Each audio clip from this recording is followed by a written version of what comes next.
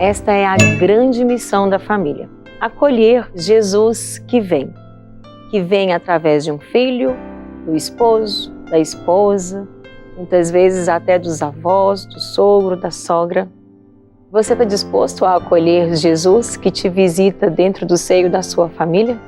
Hoje, com muita alegria, eu recebo meus irmãos de comunidade, a Elisângela e o Valdelês, que vai nos mostrar esse caminho de acolher Jesus que vem no seio de uma família. Sejam bem-vindos, meus irmãos, é uma alegria receber vocês. É um prazer, né? Prazer estar aqui com todo mundo, né? Da Rede Canção Nova, né? E estamos aqui, né? É isso. Aberto para falar um pouco da nossa vida. Muito bem. E aí? Então já vamos começar. Quem é o Valdelês e quem que é a Elisângela? Eu sou o Valdelês José da Silva, né? Filho de Iraci Júlia da Silva, José Manuel da Silva, que é o meu pai, está conosco no momento. E aqui é a minha amada. Se apresente, né? Eu sou Elisângela, né? Tenho 47 anos, sou casada com Amor Emil. Amor Emil, gente, ela chama ele de Amor Emil. Somos casados há 22 anos, vai fazer 22 anos, temos 5 filhos, 2 lá no céu, 3 aqui junto com nós, 2 netinhos. A família é grande, né? A família é grande. Ah, que beleza. Estamos aqui para partilhar um pouquinho da nossa história. Muito bem.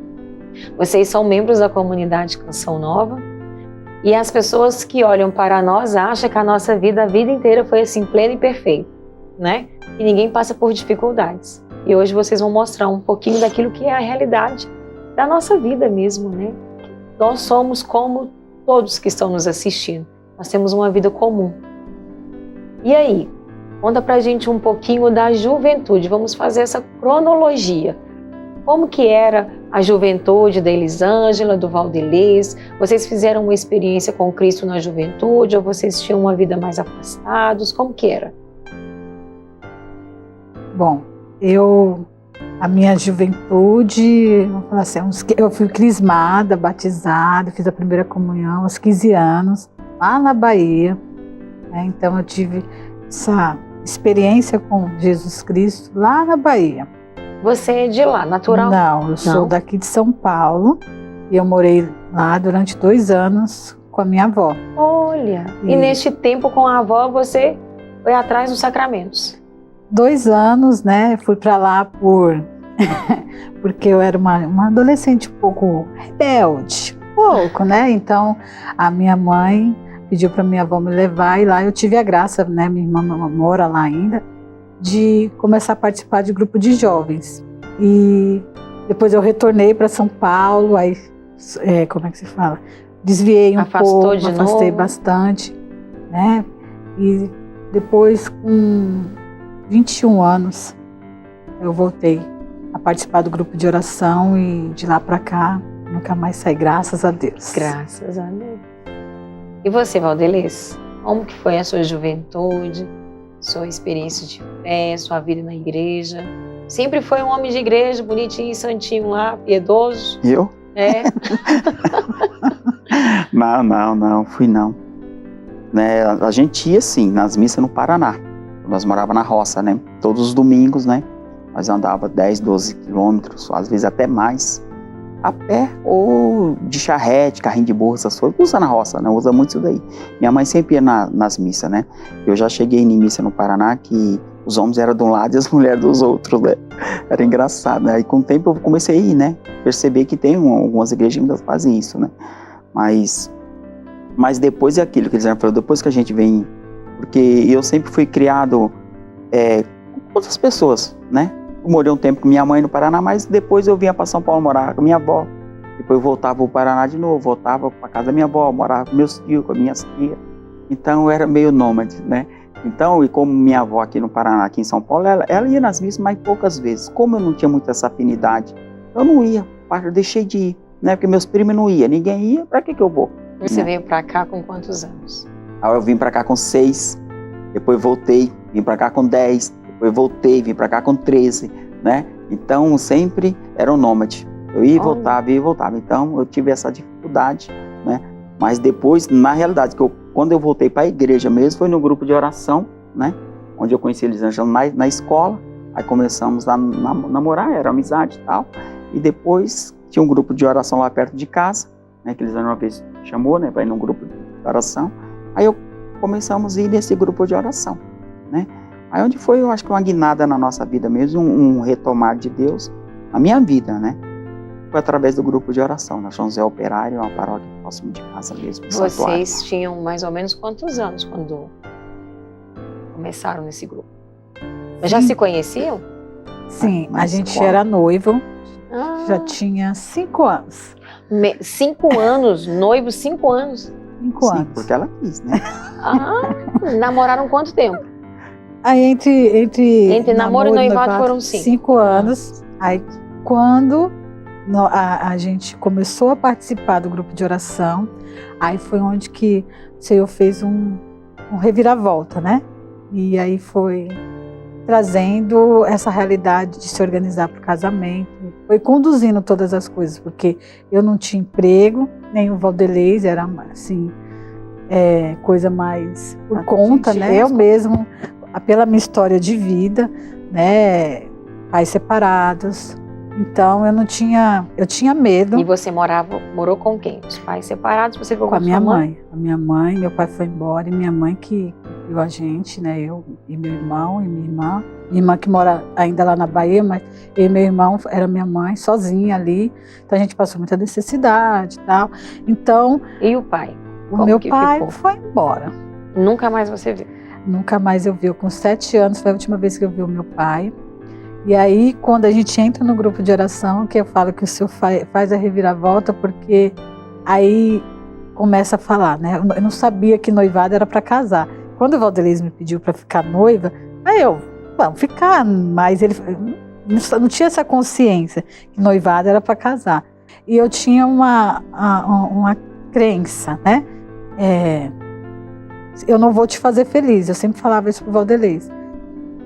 Porque eu não tinha nenhum, assim, bonitinho, não pai e mãe, não tinha referência, né? E eu falava, pra que eu vou casar? Eu mesmo, na minha adolescência, eu sempre falava, eu não quero casar, eu não vou ter filhos. Quando começo a participar do grupo de oração, aí é oração de cura interior, oração de perdão, seminário de vida no Espírito Santo, e aí o Senhor vai tocando nessas áreas da minha vida. E aí eu quero receber Jesus, eu quero participar da mesa, do banquete ali, né? Receber Jesus Eucarístico. Mas eu não podia. E aí Deus pedindo a graça, eu quero te receber na Eucaristia. E o Senhor foi organizando fora, mas aqui dentro. Aí fui trabalhar a minha história de perdão com meu pai, né? Porque... Conseguiu perdoar?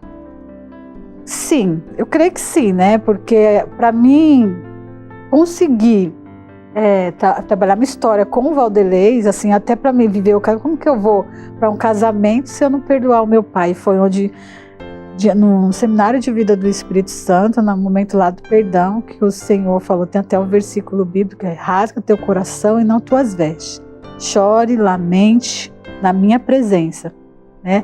E eu peguei um versículo bíblico, eu levei para o grupo, né? E falei assim, olha, o Senhor está dando esse versículo para o grupo. E a intercessora veio e falou, Elisângela, é para você. É para você. O Senhor está falando que o seu coração está como uma casca de ovo. Precisa ser quebrado para que você perdoe. E aí, no dia do perdão lá, que você estava passando, eu já, Senhor, já que o Senhor quer que me curar, então me cura. Aí já me cura, Senhor, mostra o que eu tenho que fazer para que o Senhor me alcance. E aí ele falou que eu precisava procurar o meu pai para perdoar ele. E aí? Eu comecei a trilhar esse caminho de buscar o perdão do meu pai. Pelo menos falar com ele, né? Porque... Mas você conseguiu? Antes ele morreu, mas eu consegui, graças a Deus. Antes dele morrer, você conseguiu falar com ele? Consegui ouvir a voz dele, ele pediu perdão por ele ter ido embora e falava que vinha e ficava de longe olhando, mas tinha vergonha de se aproximar da gente. Mas... foi um sentimento de abandono, né? Da figura masculina que é o pai. Para quem não entende o que é crença, né? Vamos explicar o que é crença. Crença, o sistema de crença que ela fala é de crenças nucleares que nós vamos formando como se fosse uma verdade absoluta. A partir de uma situação traumática, algum evento que nós passamos, aí vem nós construímos, vamos dizer assim, essa frase que ela passa a dirigir a nossa vida. Então, ela construiu essa crença de que não ia fazer, talvez não só o Valdelez feliz, mas nenhum homem feliz, baseado naquilo que ela tinha vivido e que ela não queria ter homem.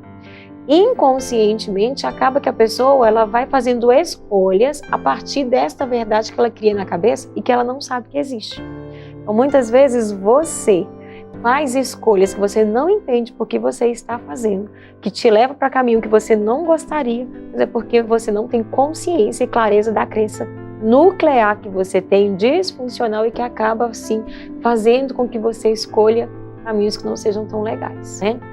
Quando você diz que você precisaria perdoar o seu pai para viver bem com o Valdelez, porque as pessoas não associam, né? Claro que eu não caso com o meu pai, mas é a figura masculina. Não é só reconciliar com o pai, perdoar um pai, mas perdoar também a figura masculina, para não correr o risco de viver à sombra do medo de que o marido também iria abandonar. Exato. Não é? Isso mesmo. A gente tem que ter clareza, né, de nós. Quando nós temos clareza de quem somos, nós somos livres. Perdoar não é achar que o outro não vai errar, mas é acreditar que é um passo de cada vez. Eu acho que assim como o Senhor, eu vou pegar né? O Senhor foi misericordioso comigo. Quantas vezes eu errei, quantas vezes eu errei, e ali o Senhor na misericórdia, Ele ia me acolhendo, no abraço de pai, eu falo no momento de oração, no momento da palavra, o Senhor ia me acolhendo. Como eu, que sou amado, vou lá, Senhor, me perdoa. Aí eu vou lá e não vou perdoar o meu pai. Aí, entrando na minha história, né, vendo também as dores, as ferimentos que eu trazia, eu fui trabalhando a história do meu pai. Né? Eu falei, vai que ele também viveu toda essa realidade lá atrás. Vai que ele também, não sei como que foi a gestação, porque aí você vai trabalhar a cura na gestação, né? Então todas as etapas da vida. Você vai vendo que por trás de um ser humano, não importa o tamanho, existe uma criança. E essa criança, como fala, né? Que a criança, quando sai de lá de cima, o Senhor traz, ela vem bonitinha. Mas quando chega aqui, no ventre materno, ela vai ser acolhida de alguma forma. Então, vai lá saber que ele também não foi rejeitado, que passou por algum momento de desamor. Então, trabalhando a partir da minha história, eu fui trabalhando não só com ele, mas também com a minha mãe, né, para viver esse processo. Muito bem. De ser casada. Isso mesmo. E você, Valdelez? Como que foi uma parte aí da história, então, com o seu pai, com a sua mãe? Pois tudo sempre bonitinho, bacana, teve alguns problemas, teve alguma perda significativa? Teve também, que ele já falou que eu também sou, né, de pais separados, né? Meu pai largou minha mãe, eu estava com uns 12 para 13 anos, 12, acho que tinha uns 12 anos, meu irmão estava com 14, né? Meu pai largou, minha mãe se separou dele, meu pai bebia demais, né? Bebia. Não era um homem ruim, né? Mas a bebida estragou muito meu pai, né? Estragou demais a vida dele, né? Como Elisângela falou, depois que a gente conhece a Deus, né, a gente começa a trabalhar a nossa história, né? Eu comecei a ver também a história do meu pai, né? Que levou ele um pouco às bebidas, né? Mas minha mãe não aguentou aquela bebida, né?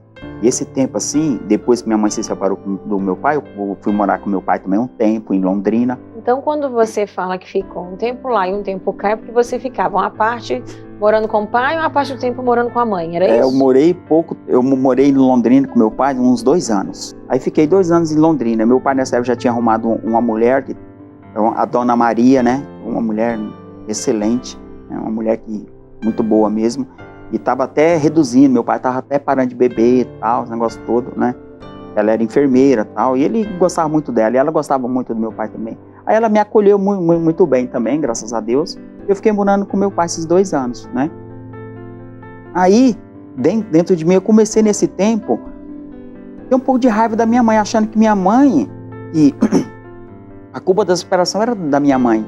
Porque minha mãe, ela traiu meu pai. Lógico, eu amava minha mãe, mas tinha aquelas coisas dentro de mim que tinha hora que eu não. Hora assim, aí eu falar, não, a culpa é dentro de mim. É culpa de mamãe. Só que a gente só vai entender outra pessoa quando a gente se põe no lugar dela, né? Se põe no lugar da outra pessoa, né? E Deus faz isso conosco. Ele faz você se pôr no lugar da outra pessoa. Porque acusar outra pessoa é fácil, sem você conhecer a história da outra pessoa. Né? Chegou na hora quando eu comecei a escrever a minha vida, a minha história. Aí eu vi que minha mãe, ela é uma pessoa, que nem nos bastidores a gente está falando, que minha mãe ela é uma pessoa de muita fé mesmo, extraordinária, porque ela tem aguentado o meu pai, e aguentou depois ainda o meu pai, né? E na vida do norte para o Paraná, do Pernambuco, eu vim do Pernambuco, eu não sou do Paraná, eu nasci no Pernambuco, numa cidade chamada Panelas de Miranda. Daí fomos para o Paraná, e eu bebê, recém-nascido, minha mãe falou que tinha na faixa de 6 meses. Minha mãe falou que eu estava pele e osso, e só chorava, e minha mãe só vim de lá, o Paraná, 1973, uma dificuldade, um frio lascado, né? Você saiu de um lugar quente, um lugar no meio do caminho já era frio, uma loucura, e eu passando muito mal mesmo, minha mãe só chorava, e febre, e uma diarreia medonha, uma coisa terrível mesmo, né? E é tanto que chegou uma hora da viagem, meu pai já deveria ter bebido umas cachaças, meu pai sempre bebeu, né? Era um pai esquentar o peito, um pai esfriar o peito, e aí vai indo. O negócio era assim. Aí, uma hora da viagem, minha mãe contou isso pra mim. Depois eu fui conversar com ela sobre a história de vida. Aí ela falou dessa trajetória que eu não sabia da minha vida. Aí que ela falou assim, que chegou uma hora que eu tava tão mal, que ela falou assim, ó, ela se desenganou, né? O pessoal do norte fala que se desenganou, né? Como ela já tinha perdido lá no norte uns 3 filhos, parece, 3 irmãos que eu tenho, já falecido, menininho, bebê, recém-nascido. Aí ela falou assim, uma hora ela disse assim, como o pessoal matou da roça, minha mãe, uma fé muito, muito grande, ela só falou assim, ó, agora, Nossa Senhora, ele é seu, não é mais meu. Aí ela falou, quando ela falou isso aí, o motorista do ônibus, não deu 5 minutos, ele encostou o ônibus, chamou minha mãe, falou assim, ó, pega esse menino, leva numa farmácia ali, tudo que a senhora precisar lá eu pago, né? Então que dali mexe com ele até hoje, né? Aí a gente fazendo a nossa história, né? Aí onde Nossa Senhora entrou na minha vida, né? Aí eu falo que eu sou um homem de muita fé porque tive uma mãe e me colocou no colo de outra mãe, colocou no colo de Nossa Senhora, e ela não me abandonou. E ela me tirou do laço do caçador muitas vezes, porque eu falo assim, na minha vida, sou fruto de um milagre, né? Esse milagre na minha vida, Nossa Senhora, porque ela me conduziu nesse emaranhado de ir de volta ao Paraná, cidade de São Paulo, coisas que eu me envolvi, né? Me envolveu com muita coisa errada, Valdeniz? Umas coisas erradas, né? Umas coisas assim, não fui de roubar, né? Nunca, né? As pessoas falam, né? Nunca fui de roubar. Mas às vezes eu roubava, às vezes eram as almas das pessoas, né? Que também é um valor triste, muito alto, né, triste quando você invade uma família, né? E hoje, graças a Deus, eu luto pela família, né? Eu luto pelo casamento das famílias, jamais, né? Da minha boca vai sair uma pessoa, não se separem, jamais. Mas aí vocês se casam. Aí nós ficamos... Depois de 5 anos que a Elisângela te enrola, que eu entendi isso, né, perfeitamente. Depois de 5 anos que eu falei para amor meu que é casar, né? Aí ficamos noivos, né? 5 anos. A gente ficou 5 anos, aí quando a gente entra pro grupo de oração, aí que começa, porque aí onde o senhor vai incomodando pra gente organizar para casar. E aí foram mais 2 anos, né? Mais 2 anos. Aí a gente pode falar noivado mesmo, se for... Foram esses 2 anos. Esses 2 anos, porque a gente teve a graça de a minha mãe ter uma casa, então ela pegou, a inquilina mudou, então ela deixou a gente morar lá na casa, né? O Valdelez arrumou emprego, eu também arrumei emprego. Então, neste tempo de 2 anos, que foi um noivado efetivo, aí vocês 2 estavam no grupo de oração ou só você? Não, quando nós começamos no grupo de oração, nós começamos juntos. E aí você entra nesse processo todo de cura interior com a sua história. Mas o Valdelez acompanhou também, foi acontecendo essa transformação em você ou foi depois ou foi antes? Não, essa transformação foi no decorrer do grupo de oração, e eu te falo, mas a transformação maior assim na minha vida mesmo, na realidade foi quando eu comecei a fazer o caminho na Canção Nova. E mexe muito, né? Mexe. Vocês brigavam muito no noivado ou não? Não. Viviam bem? A gente sempre, assim, graças a Deus, o que a gente tem, eu falo que antes de ser marido e mulher, nós somos amigos, né? E às vezes a amizade segura, no casamento vale mais do que, né?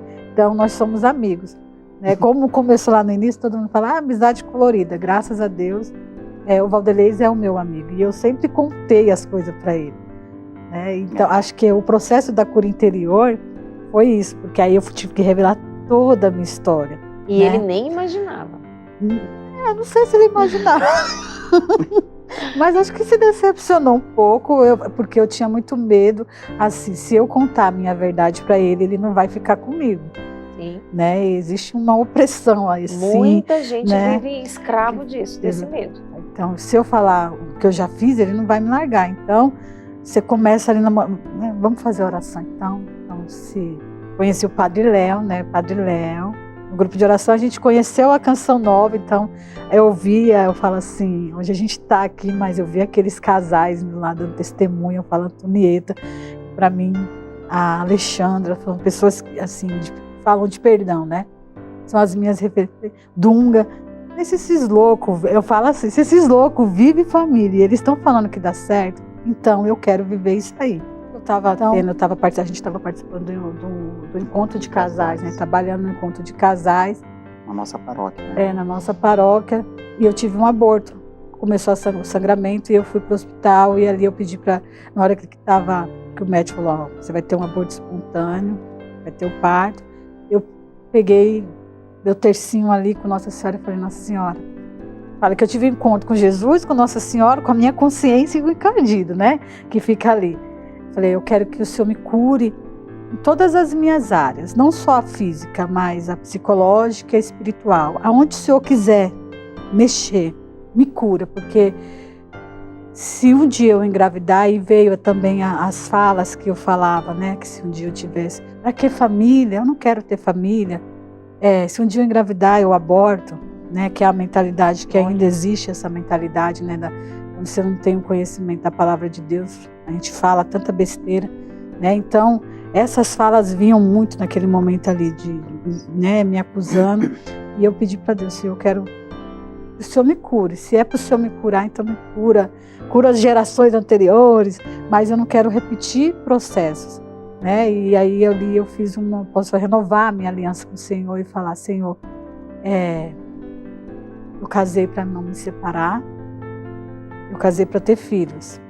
Então, eu falo que eu tenho 22 anos, vou fazer 22 anos de casado, mas ser mãe é um renovar diariamente, porque tem essas palavras, tem todo esse peso.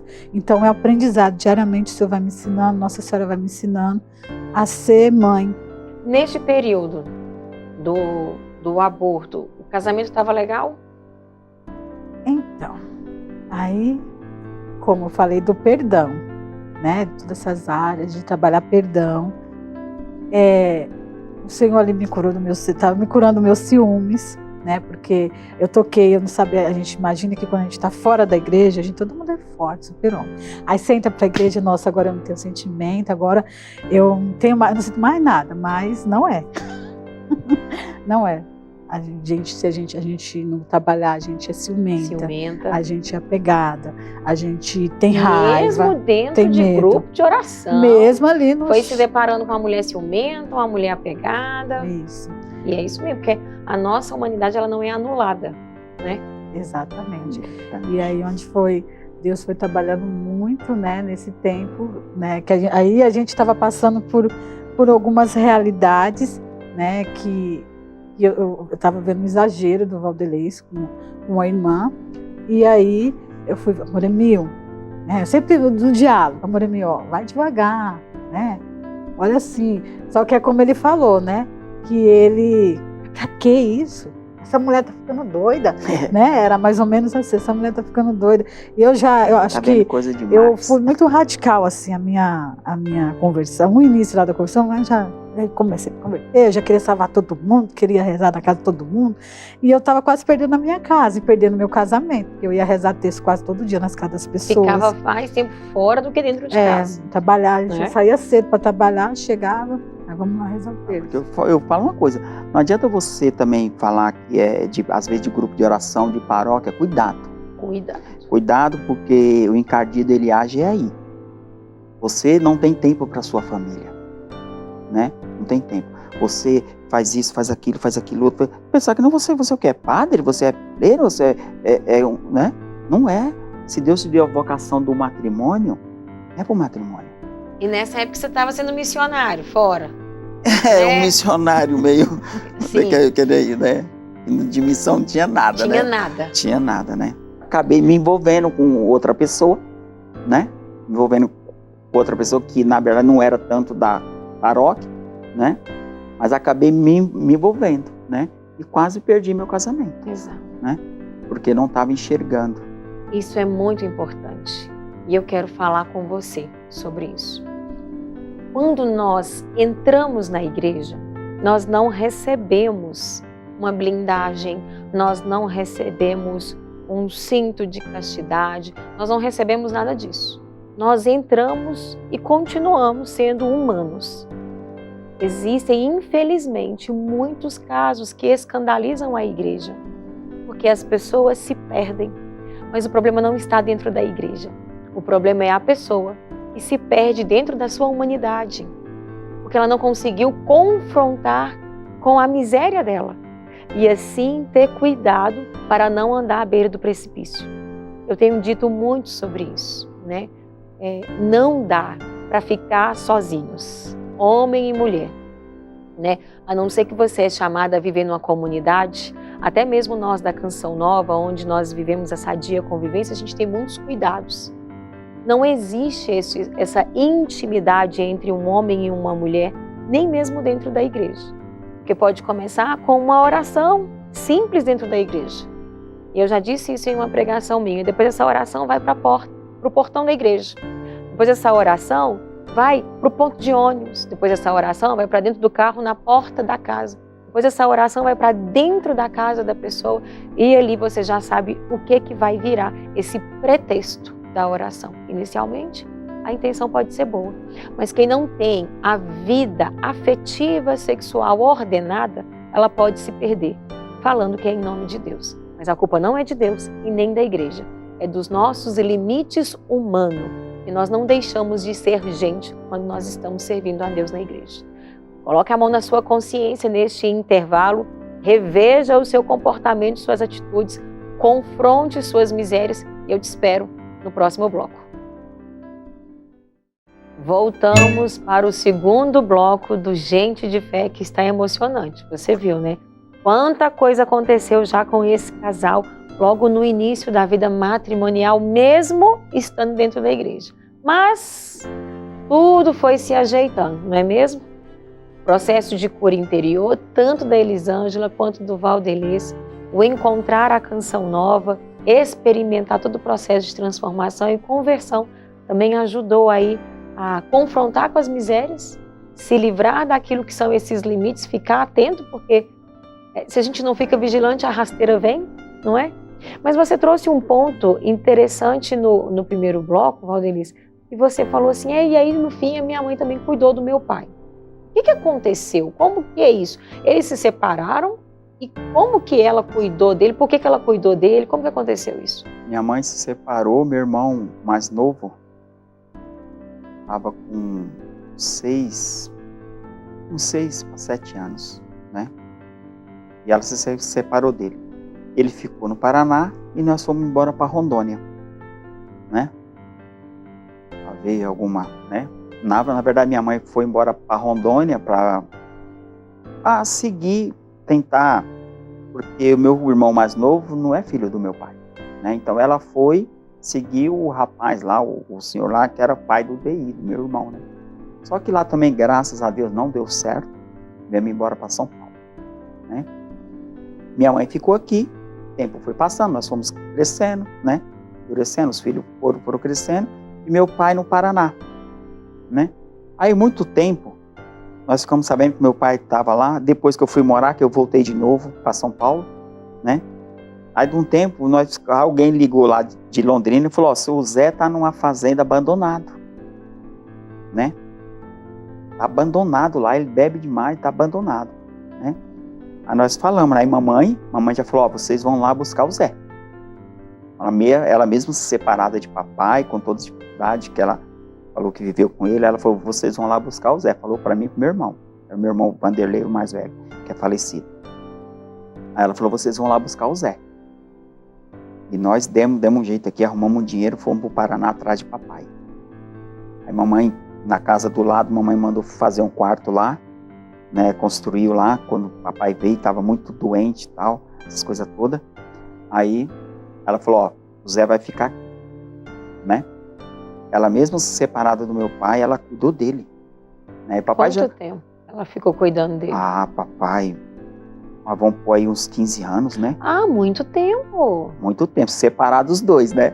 Eles brigavam lá. Moravam em casas separadas, mas ela cuidava dele. Ela manda a casa de baixo, aí ela construiu, o meu irmão e ela, um cômodo grande assim, com banheiro, tudo. O meu pai, ele vivia sozinho lá. Mas o meu irmão morava de frente com ele e minha mãe embaixo. Aí papai fazia de tudo, cozinhava e tal. Aí passou um tempo, papai foi ficando doente, porque ele bebia demais. Mesmo assim, ele veio trabalhando, ficou bem de saúde e tal, começou a trabalhar com meu irmão, mas bebendo, e aí depois meu irmão começou a beber também. Meu irmão morreu com 33 anos, deu um coma alcoólico, né? Aí meu pai aí nesse tempo meu pai estava morando no interior de São Paulo. Eles foram fazer uma obra perto de Santos e ficou morando numa bendita chacrinha lá, papai. Aí meu irmão ia toda semana visitar ele lá, e os dois lá mandavam ver na cachaça. Aí meu irmão acabou morrendo lá. Aí meu pai ficou lá, né? Foi até visitar ele uma vez, né? Chegamos lá, tava aparecendo na roça a gente fala cancão, né? Só o cancão lá, aquele parecia acabado. Aí de novo mamãe tinha ido visitar a gente, mas falou, vamos levar o Zé embora. O Zé não pode ficar aqui. Busca ele de novo. Aí trouxemos papai de volta. Aquela bebedeira medonha que não parava.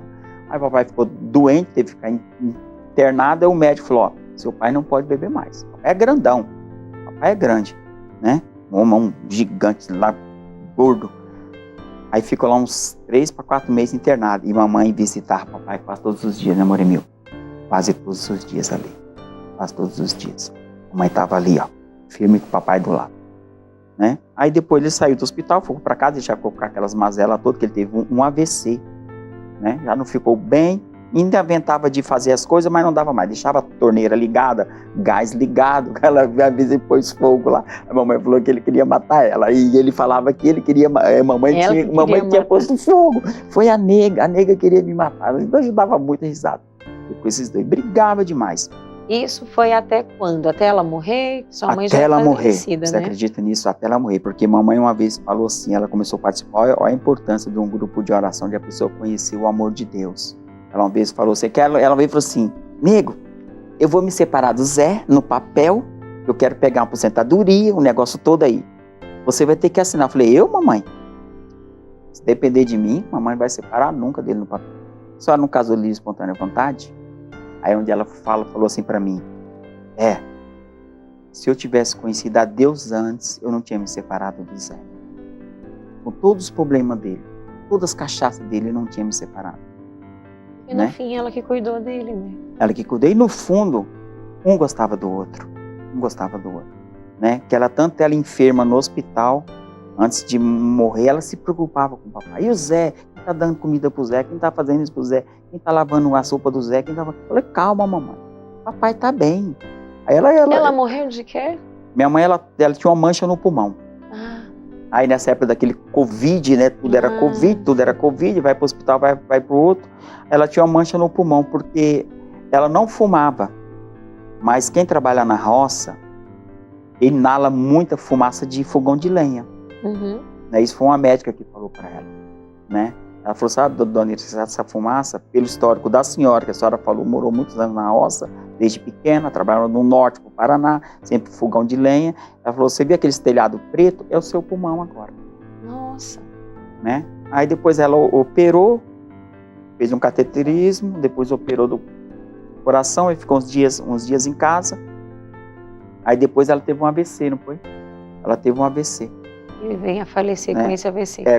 Ela teve esse AVC, ficou no hospital internado, ficou 1 mês ou 2, menos, né? Aí mamãe foi se debilitando. Aí no hospital a gente sempre estava ali 24 horas com mamãe, né? E ela sempre ali ainda perguntando do Zé, né? Ela veio e falava assim, quem tinha que estar aqui no hospital era o Zé, porque é aquele traste, sei o que lá mais. Acho que eu vou morrer primeiro do que ele. E morreu mesmo, né? Olha, e a sua mãe faleceu, e quem cuidou do Zé? Aí... A preocupação dela era essa, uma né? coisa interessante, né? E ele perguntava direto, né? Perguntava por ela. E a Iraci, onde ela tá? Não tá aqui, o que tá acontecendo? Mas com medo de falar muito pra ele assim, pra ele, né? Mas ele já tava sabendo que ela tava doente, né? Aí uma vez ele falou assim, meu filho, meu braço direito se foi. E agora? Né? E agora? Eu falei, e agora? Agora, papai vai embora comigo, né? Aí você pegou ele e levou pra sua casa? Levei pra minha casa, né? Mas ele estava... qual era o estado de saúde dele? Já não estava legal, papai já não andava. Mas por causa da bebida? Né? Por causa da bebida e do primeiro AVC que ele teve, né? Já não andava, né? Aí eu modifiquei lá, dei uma laje em cima da minha casa. Aí era o nosso quarto, né? Derrubamos a escada, né? O quarto, se nós descia pro quarto de baixo, o nosso quarto era embaixo. Aí fechei a escada, tirei a escada, fiz um banheiro dentro do que é um quarto grande, fiz um banheiro, coloquei a pia para ele, adaptei até lá fora o corrimão, porque ele andava, né? Se pegando às vezes, eu tinha medo dele bambear, cair, mas eu coloquei aquele corrimão, ele ia até o final da laje, voltava, ainda sentava ali, usava aquela cadeira que eu dei um andador para ele amarrou todinho, costurou o andador todinho. Meu pai gostava de mexer com madeira, né? Quando eu vi o andador, ele meteu madeira no andador, eu falei, isso não presta mais para nada. Aí ele ficava ali embaixo, né? Aí ele falava, né? Conversava, tá? Aí uma vez ele teve o segundo AVC. Aí do segundo AVC, aí eu falei, arrumei tudo embaixo, e depois de quase 1 ano, né, Morimil? Ele ficou uns 2 anos embaixo, na casa de baixo, né? Nos quartos embaixo, né? 1 ano e meio mais ou menos. Ele até fumava, eu comprava cigarro. Meu pai, com o médico, falou, pelo amor de Deus, nós já tiramos a bebida dele. Não vamos ser cruel de tirar o cigarro. Ele, até hoje ele fala, eu xingo porque o médico falou que pode xingar. Eu falei, papai, nem tudo que o médico fala também é verdade. Tem algum médico aí, eu não sei, né? Mas essas conversas aí, eu falei, isso aí ele grava, né? O médico falou que pode xingar. Eu falei, papai, depende, não sei qual foi esse médico que falou pro senhor, né? Aí eu comprava cigarro pra ele, até um dia ele falou assim, não quero, vou parar de fumar, né? Porque o Saulinho tá fumando, meu filho mais velho, vou parar de fumar. Eu falei, deixa.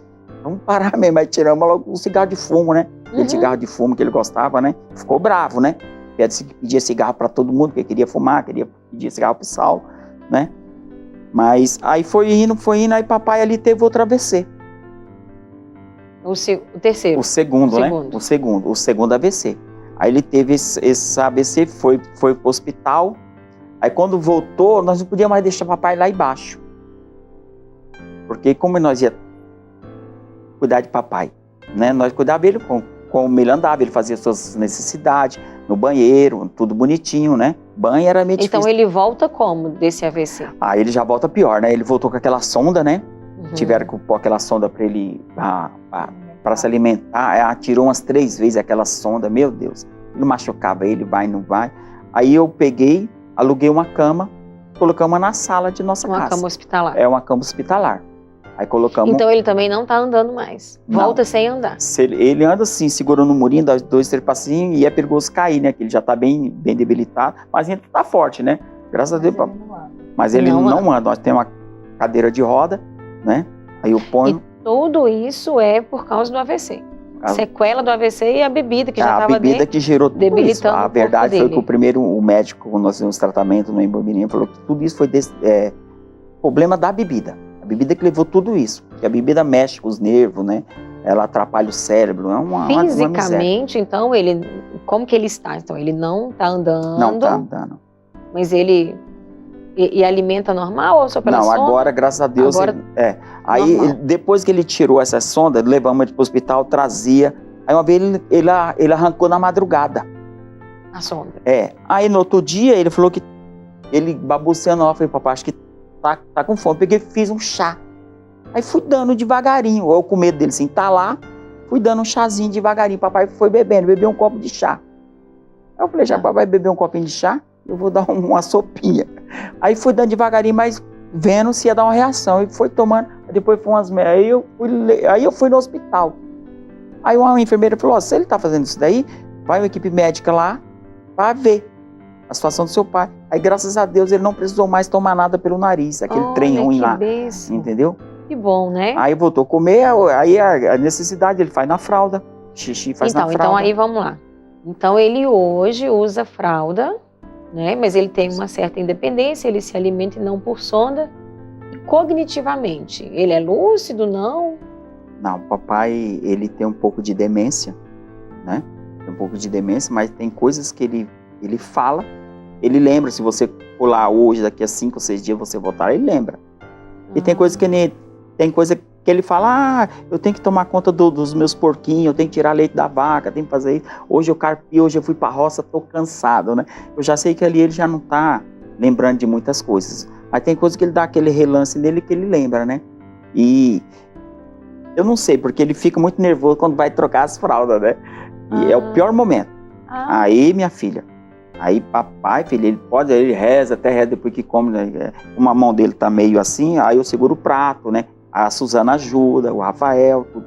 Mas na hora de trocar as fraldas, que acho que é a pior coisa. Tem quanto tempo que ele usa a fralda?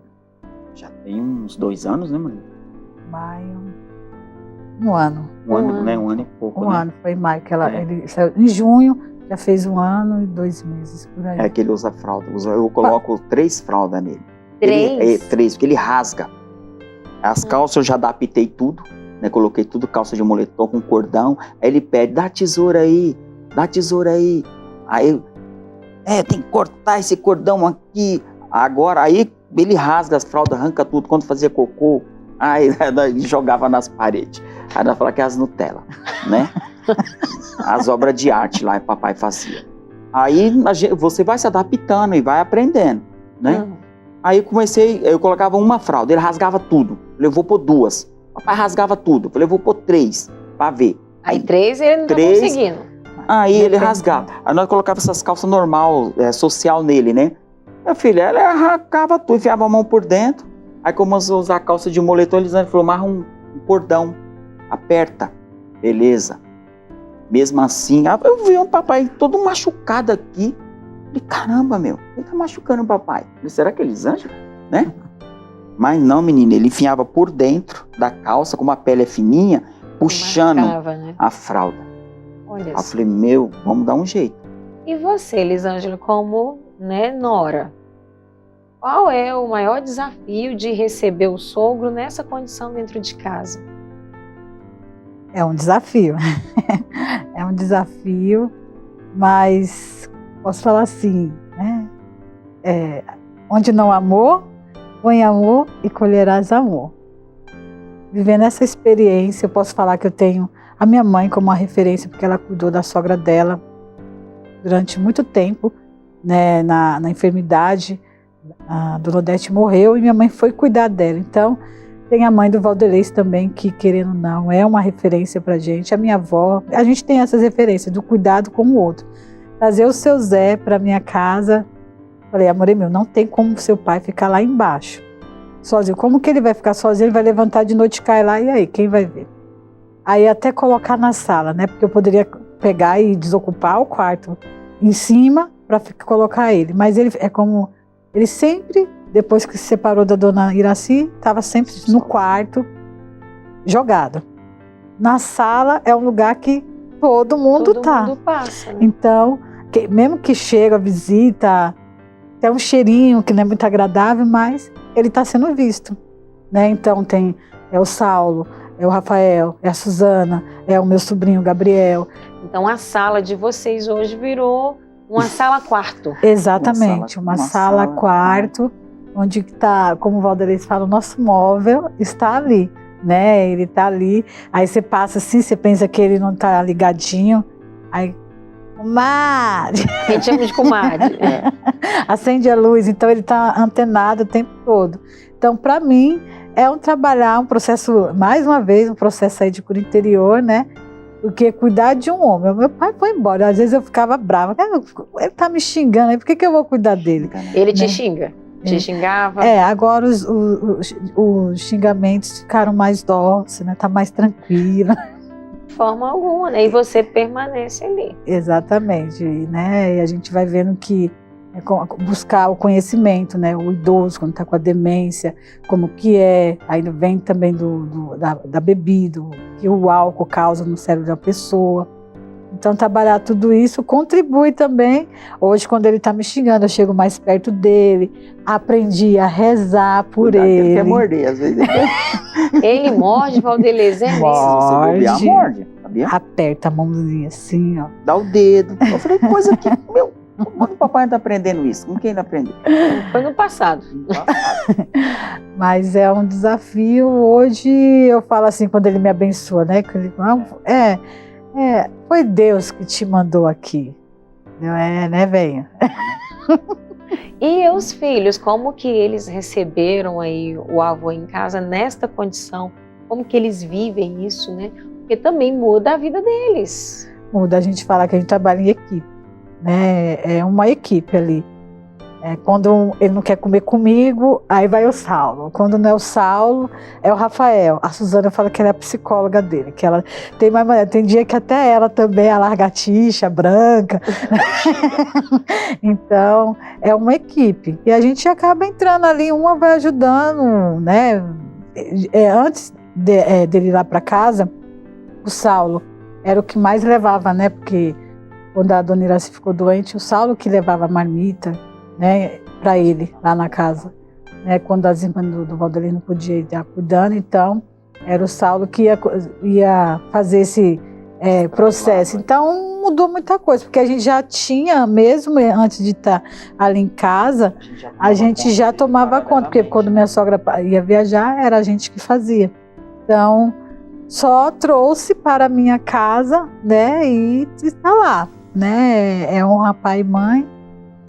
E é isso, né? Viver... Que não é fácil e nem belo essa história de honrar pai e mãe. Não é.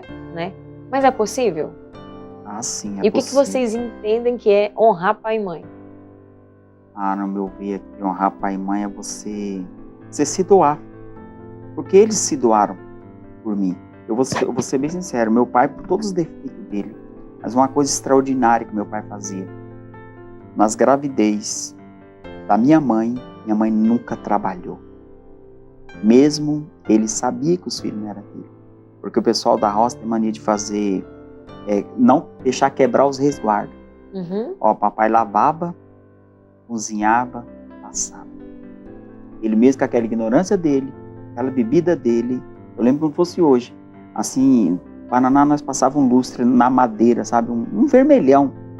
Ele deixava a casa limpinha.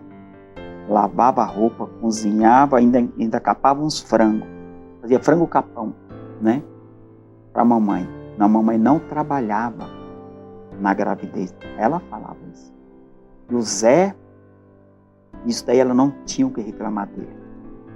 Então eu mesmo falei, né? É um legado que meu pai deixou. Sim. Mesmo com todos os defeitos dele, foi um legado que ele deixou para mim. E deixa eu perguntar para vocês, hoje, assim, para a família sair, como é que vocês fazem? Porque ele depende de vocês, não, porque ele não tem como sair de casa, né? A vida dele se resume naquela sala. Mas e vocês? Porque a vida de vocês não pode se resumir à sala de vocês. Como vocês vivem? Olha, hoje essa realidade a gente ficou mais restrito, né? Porque, querendo ou não, a morte de uma pessoa, minha sogra morreu, ela era o braço direito, como ele falou, né? A minha mãe também já está mais de idade. Hoje, se o Valdelez sai, dependendo do lugar que ele vai, eu fico. Quando saem os dois, a gente coloca um dos meninos para ficar cuidando. Os filhos. Então, hoje a gente tem essa realidade. Eu agradeço a Deus pelos meus filhos, né, pelo meu sobrinho, que são suporte nosso ali. Que é o que ajuda, né? Quando a gente está em alguma missão, é um deles que está cuidando. E se a gente vai para algum lugar, tem que ser um lugar mais próximo. Não, para viajar, se por longo tempo, tem que arrumar uma pessoa para ficar. Porque a dificuldade, ele não dá trabalho. A única dificuldade mesmo é o trocar a fralda. Que tem que ou ter o banho, né? O banho também é outra luta. Né? Porque uma coisa importante, assim, que eu vejo assim, que a nossa casa nós não estava preparada. Eu preparei a casa de baixo e a nossa casa em cima. Meu bendito banheiro, a porta estreitinha. Uma vez ele invocou que queria fazer cocô no banheiro. Eu falei, eu vou levar papai, né? Ah, menina, tive que passar por cima. Foi uma loucura para o papai. Eu falei, não pode também. Como que você fez? Você passou por cima do telhado? Não, por cima dele, subi e desci para puxar ele do outro lado, pus a cadeira não passava na porta, talou na porta, a bendita cadeira. Misericórdia. Aí tive que subir por cima de papai, que nem entrava nem saía. Eu falei, agora eu vou pular e vou pôr o papai no vaso, né? Ele até ter consciência que não, né? Dava, que não era porque a gente não queria. De certa forma foi importante. Um aprendizado, também, né? Para ele também, né? Aí colocamos ele lá, aí tirei a bendita cadeira. Eu fiquei pensando mesmo, se eu soubesse eu tinha feito uma porta larga. E aí você mexeu nessa porta? Não tem como. Não tem como agora. Mas uma coisa importante, eu penso assim, a gente tem que pensar no amanhã. Eu falei, agora jamais eu vou fazer uma casa com uma porta estreita, de jeito e maneira. Nem escada, que eu moro no escadão também, é uma luta quando vai levar ele para o hospital. Às vezes, se não tiver os meninos em casa, tem que chamar um vizinho, um homem, porque meu pai é pesado. Né? Eu não consigo subir aqueles benditos escadão com ele. Né? Aí eu chamo o vizinho, chamo alguém para ajudar, para pôr na ambulância ou pôr no meu carro. Né, para levar no hospital, que ele tem as agendas dele. Quando a médica não vem, eu tenho que levar para fazer exame da tireoide, exame do rim, um monte de coisa. Então, é difícil. Então, eu penso, né, quando nós na nossa velhice, né, ter uma casa acessível. Acessível, porta larga do banheiro, a porta do quarto larga, nada de escada. Porque a gente, quando está jovem, mais jovem, a gente pensa, pode tudo. Pensa nisso. Mesmo jovem, se acontece um acidente, fica de cadeira de roda aí. Você tem que adaptar a sua casa todinha. Toda, você tem que quebrar ela toda, pôr corrimão para um lado, ou aqueles para se segurar, porque o papai tem que se segurar, às vezes, para se levantar, né? Aí eu tenho até uns adaptadores de baixo, eu vou pôr em cima, próximo da cama, né? Para ele se segurar assim, né? Porque eu entreguei a cama hospitalar, adaptei uma cama, a cama dele, que ele queria, porque queria a bendita cama dele, eu fui, adaptei, coloquei rodinha, fiz tudo, coloquei rodinha na cama dele, né? Baixei ela, coloquei, tinha umas rodinhas lá na minha oficina, aí coloquei, parafusei, coloquei, aí a cama gira, né? Aí eu falei, aí eu devolvi a cama hospitalar, né? Aí adaptamos um colchão, comprei aquele colchãozinho inflável, que ele fica, parece cebola, essa aí cebola aqui dentro, né? Mas, pra quê? Pra não machucar ele, porque a pele tá fininha. Né? Comprei esse colchãozinho de ar, fica o dia todo trabalhando, aí fica macio pra ele. Aí forramos, né, tudo bonitinho, ele tá lá, né? Aí vira e mexe, a gente vira ele, muda a posição dele pra ele não dormir só de um lado, isso é importante também. Senão se machuca, uma pele tá fininha, né? Então você tem que estar sempre virando ele. É uma vida de entrega e de doação, né? E pensar nisso, eu estou cuidando, amando, me doando, servindo e muitas vezes desinstalando, porque desinstalou toda a família. Se desinstala mesmo, né? E pra gente finalizar, nosso programa passa tão rápido, né? E é uma riqueza a história de vocês e eu posso contemplar, porque vocês vivem tudo isso, que não é fácil todos os dias lidar com uma pessoa que briga, que xinga, que reclama e tira a fralda e faz isso e aquilo. E na hora de dar banho, é exigente fisicamente, é exigente emocionalmente. Eu não vejo vocês reclamando. Vocês nunca reclamam. Né? É um grande testemunho para nós. E toca o barco para frente. E assim nós finalizamos não só este programa, mas essa temporada para as famílias. Se você quiser, né, assistir alguma das famílias que passaram por aqui ao longo dessa temporada, alguma história, entra lá no Canção Nova Play, no CN Plus e assista 1, 2, 3 vezes, quantas vezes você assim achar necessário, porque sempre é uma experiência diferente e o amor possa fecundar a sua vida. E se a gente for parar para pensar, nós ainda não amamos o suficiente o amor, que é nosso Senhor. Porque se a gente conseguisse realmente amá-lo de uma forma plena, nós conseguiríamos dar uma resposta muito melhor. Se a gente esbarra em muitas limitações humanas, é porque a gente ainda não ama de forma plena e perfeita nosso Senhor. Amando Ele assim, nós vamos conseguir fazer por Ele, porque se eu amo, eu faço qualquer coisa pelo meu amado. Sim, eu encerro e agradeço a você que ficou comigo ao longo dessa temporada para as famílias. Até mais!